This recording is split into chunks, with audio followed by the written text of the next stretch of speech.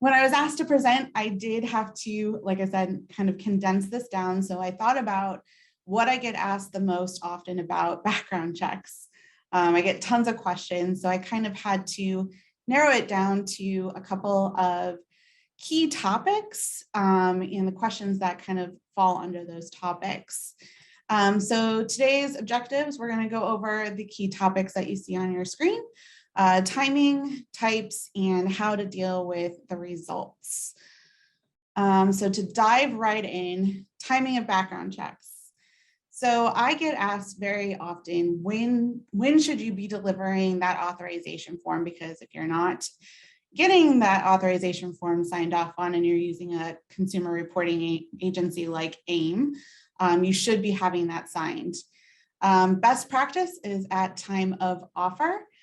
So when you are offering that employment and you're getting that acceptance, that is the time to be delivering that authorization and those additional notice forms.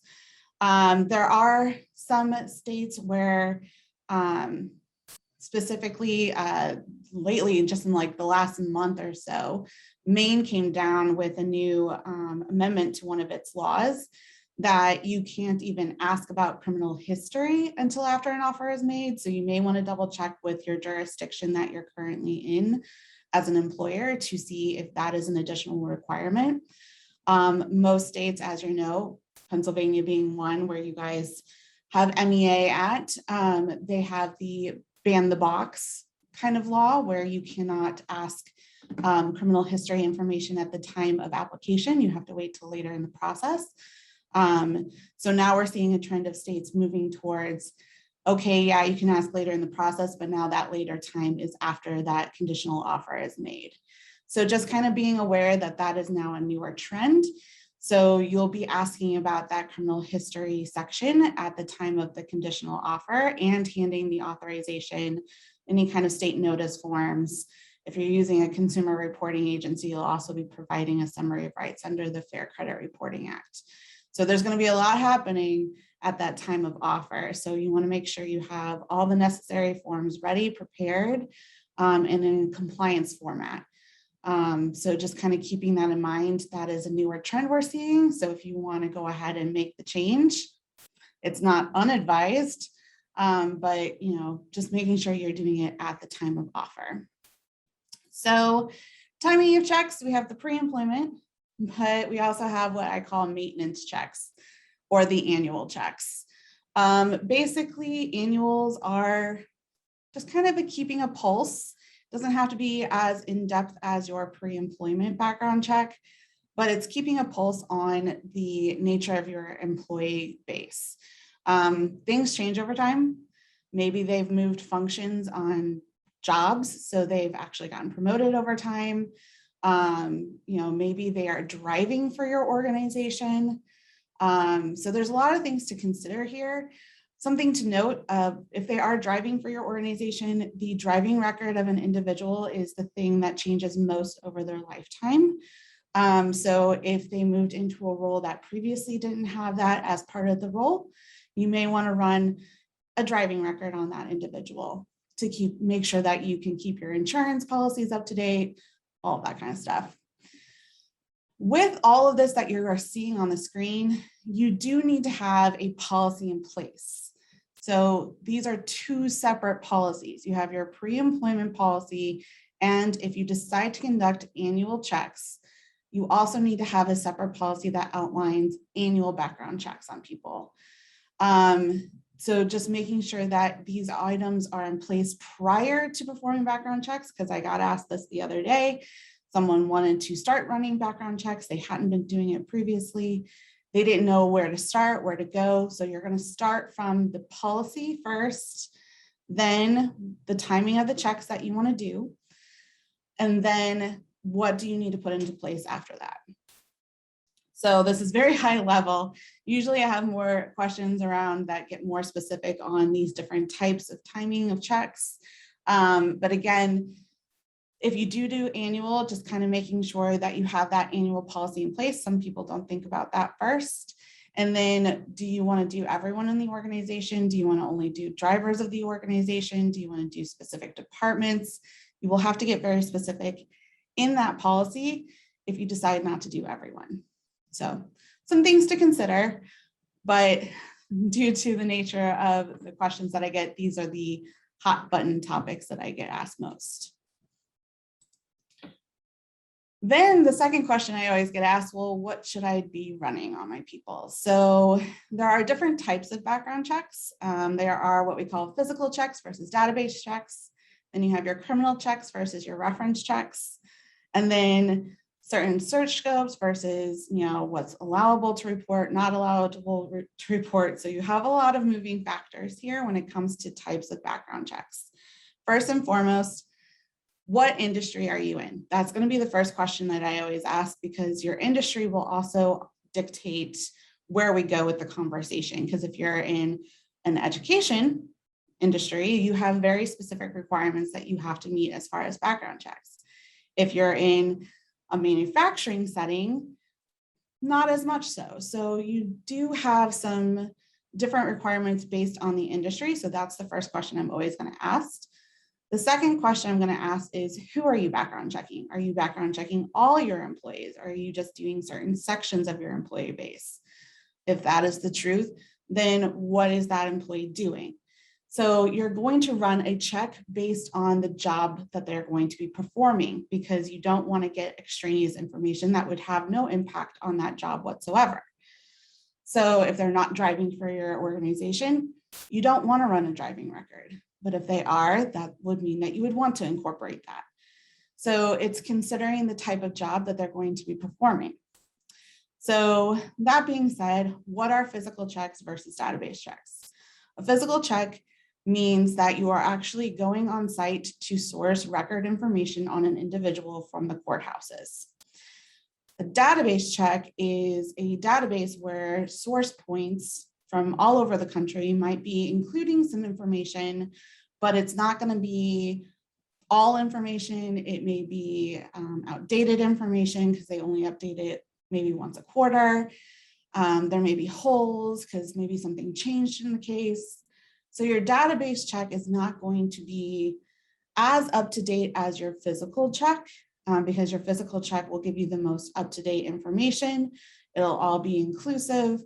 So just keeping in mind the difference between the information you're getting with a physical check and a database check. Now, does that mean I don't advocate database checks? No, I do. They have their purpose in your process. It's just not a standalone tool that I would recommend.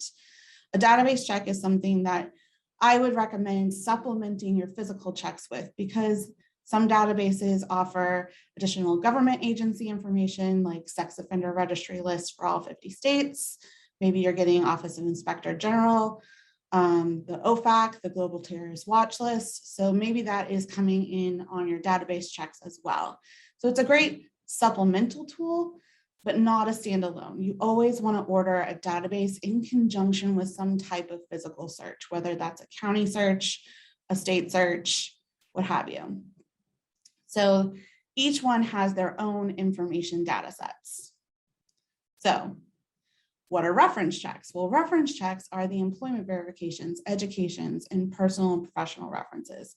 These are people going to previous employers, asking for dates of employment, asking about their work history, and how they perform their position, that kind of thing.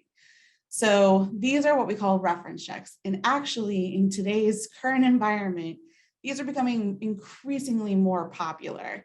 Most of this is due to the fact that we have more of a remote workforce, and we need the skill set more than we need to know that, they had a background in 2-3 years ago. So we're looking more now towards employment and educations to kind of inform us, well, can they perform the basic skill set for the job?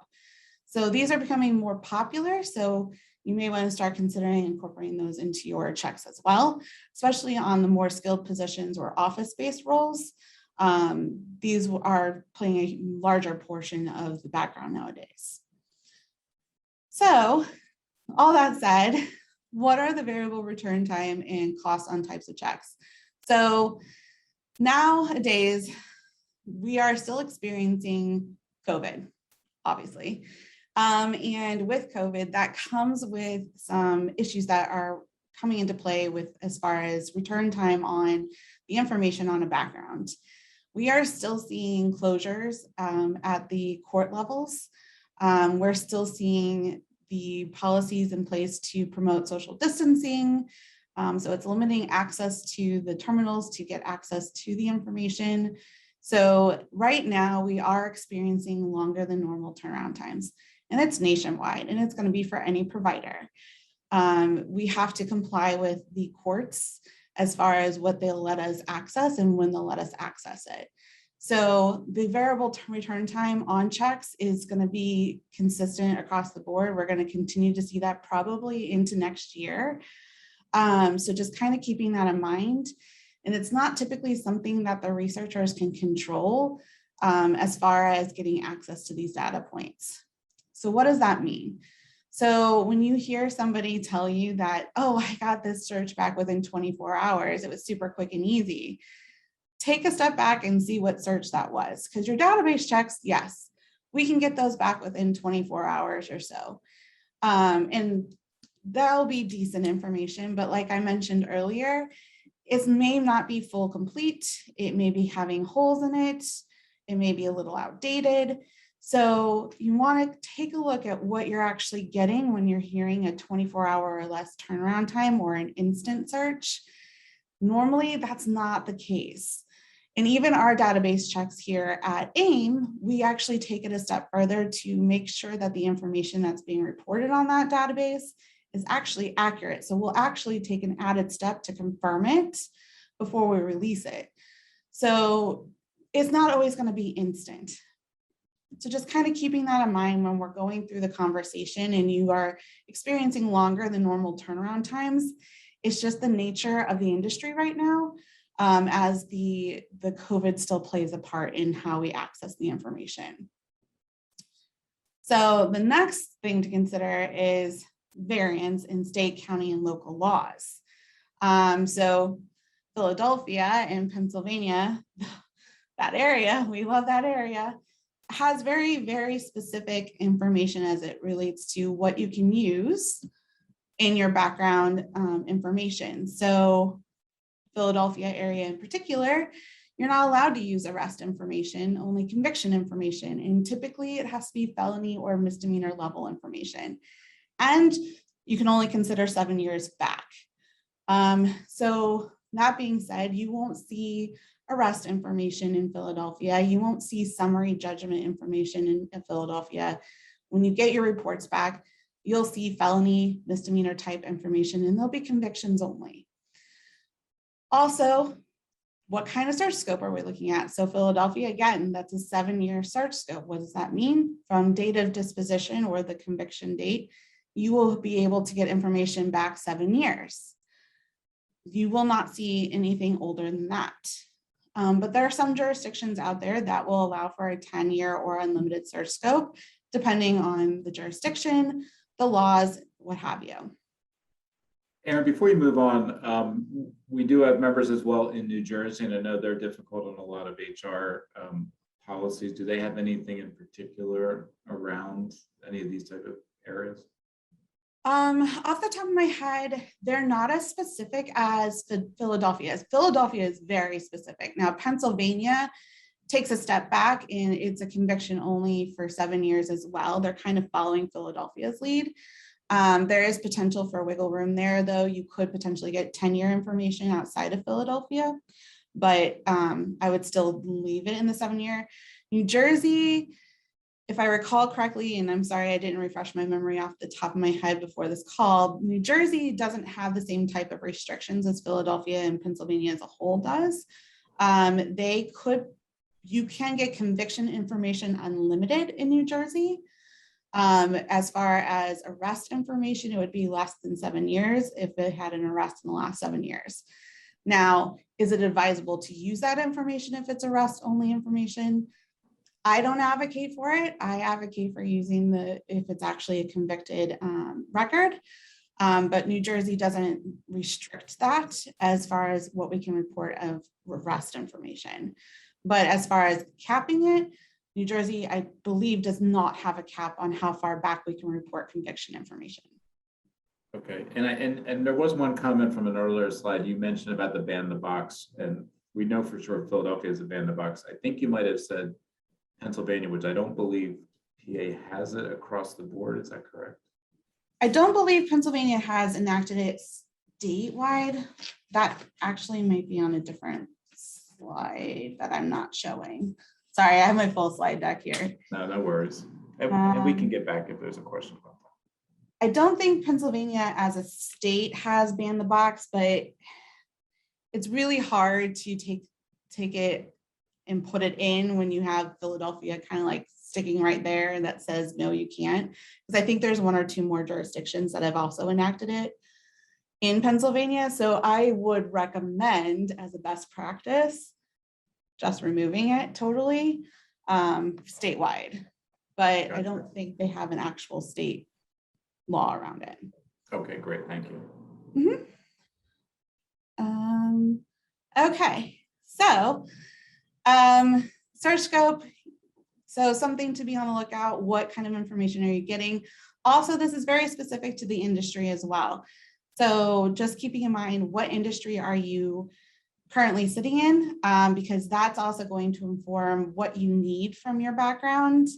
And if it's allowable in that jurisdiction, you want to make sure you're getting it. So just making sure what industry you're in as well. All right, so here we have, how do we handle results? And this part is usually the hour-long part of my presentation because there are so many moving parts here. So what happens when you get a hit? A hit means a record that comes back on your background that could potentially adversely affect the employment of the individual. So when you get that information back, there should always be a conversation that you have internally or with your consumer reporting agency to help you interpret what you're seeing, because sometimes acronyms are used. We all love a good acronym. You may not know the industry jargon, so your consumer reporting agency can help you. If you don't understand what you're seeing, they should be able to help you understand what you're looking at so that you can have an internal conversation to see, is that something that's going to make an impact on this individual's employment? Second thing you want to look at, are you being consistent? So if you're getting returned a record, have you previously employed somebody with a very similar background and a similar position? Because consistency is going to play a huge key if something were to happen down the line and you go to court.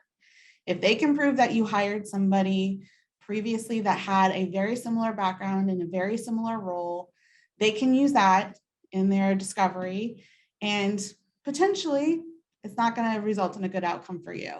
So make sure you're being consistent in your practices. What you would do for one, do for all. You also, third, want to relate the result back to the requirements of the job. Does it relate to the job necessity? Is there a job relatedness there? If it's a theft charge and they're going to be a retail and maybe a cash handler, maybe on the floor with a lot of the merchandise and what have you, and the theft charge is stealing equipment from someplace in the last year, that's job relatedness. If it's a maybe DUI from 7 years ago, they're not driving for the role, they haven't had a related incident since then, they're not driving for this role at all, there's not a job relatedness there. So kind of being considerate of, will it relate back to the requirements of their ability to do the job functions as you require them? So this is a highly litigated area. If I haven't mentioned it before, I'm going to say it probably multiple times. It cannot be taken lightly. And there are decisions and adverse action steps in place. That's number 5. When you decide that you do not want to hire this person based on the background that you're getting back.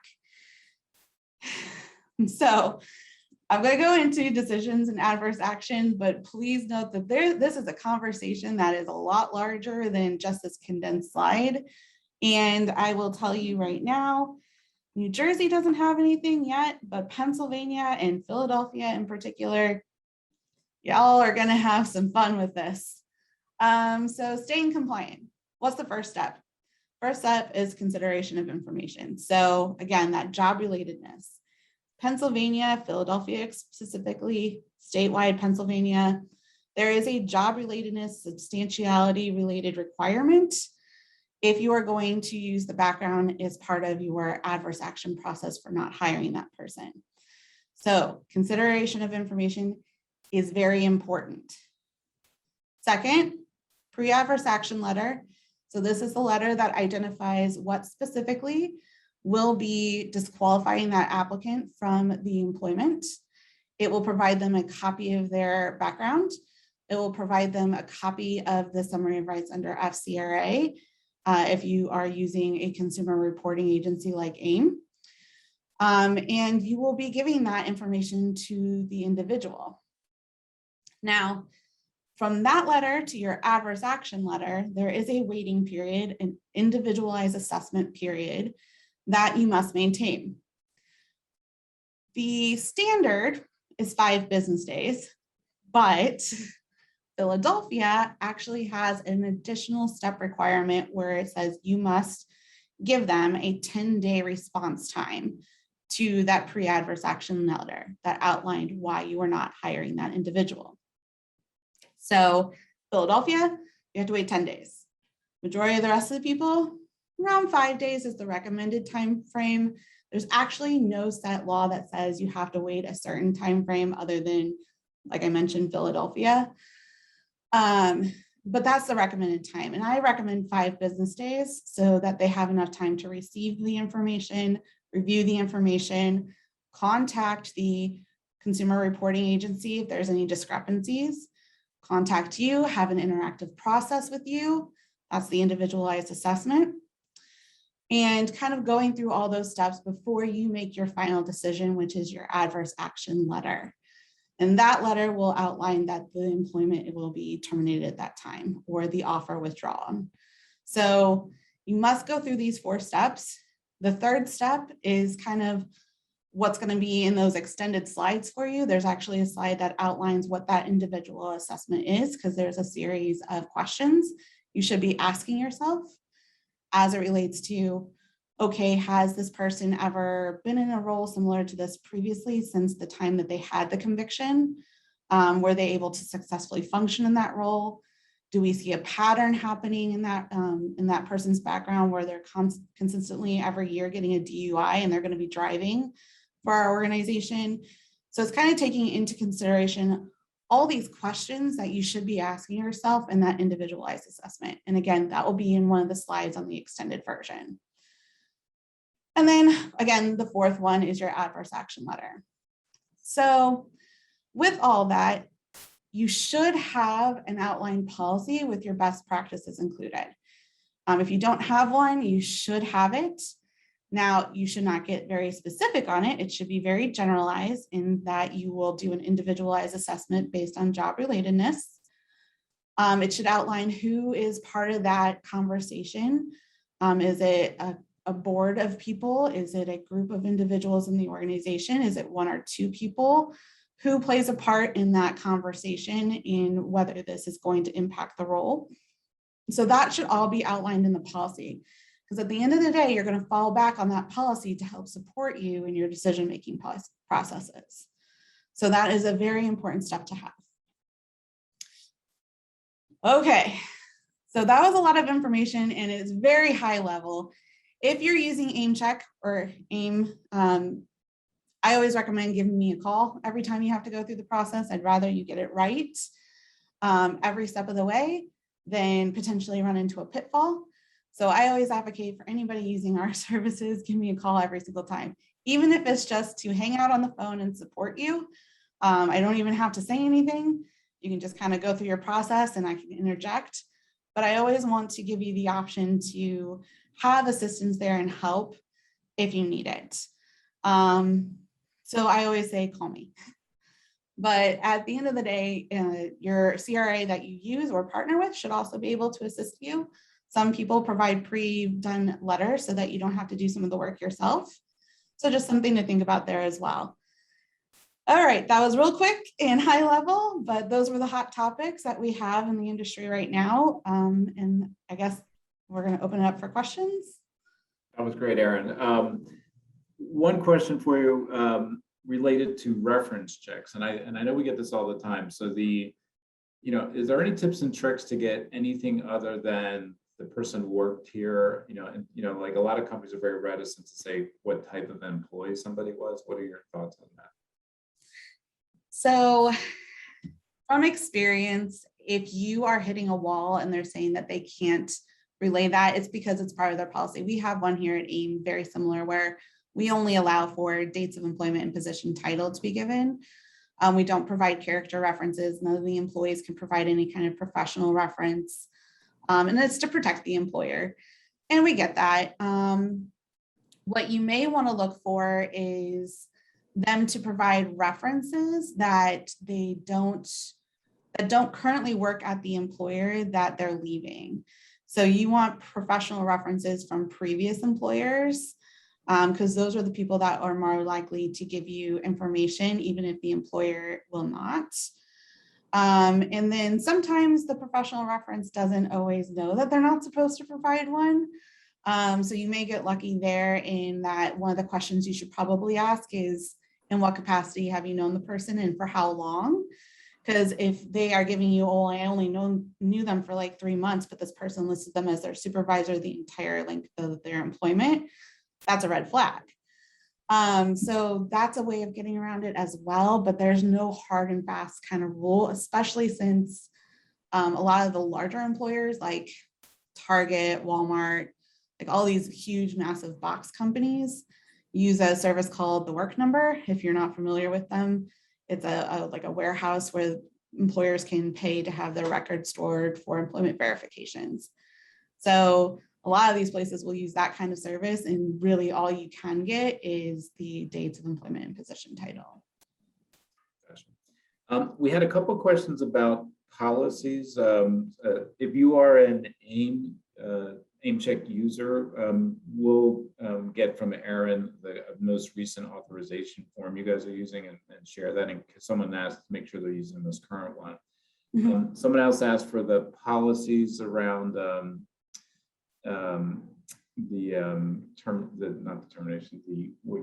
adverse action process. Yeah, and again, if you're a member, if you call the hotline, we can get samples from you, from Erin or from our HR folks on those couple of things. And Erin, I may have you come back in the fall and go through your more detailed adverse action process, because I think that's something that doesn't come up often, but it's good to know that when it does come up, what your legal responsibilities are. So I thank you for highlighting that for us. Yeah, and like I said, that process I go into further detail in the slides. So the extended version that I sent you guys actually has those additional slides as it pertains to the adverse action. No, that's great. So, well, we appreciate it. This was really informative. Oh, I have one more question. What's just kind of current trends around drug testing that you're seeing, given there's so much change going on with marijuana laws across the country?